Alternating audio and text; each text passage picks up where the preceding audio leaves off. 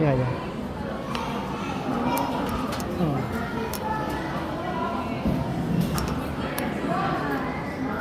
Sino pa ba? Ng Manila, Christian. Pamilya ng chocolate.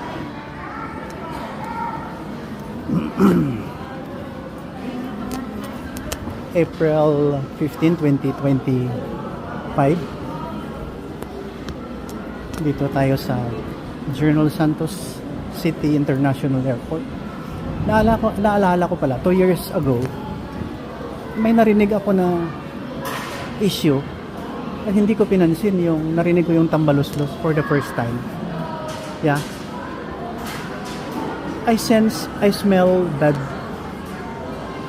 Sabi ko, may mangyayari mas malala.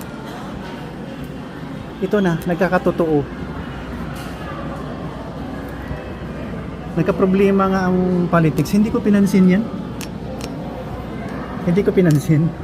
Pero advice ko lang, kung gusto nyo yumaman, tandaan nyo hindi nyo madala sa langit yung mga ano nyo,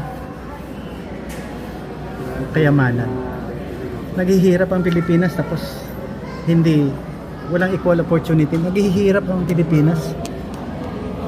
Pinalala ng mga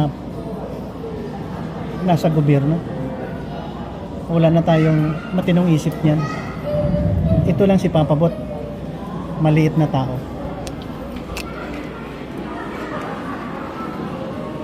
Yun ang nangyayari.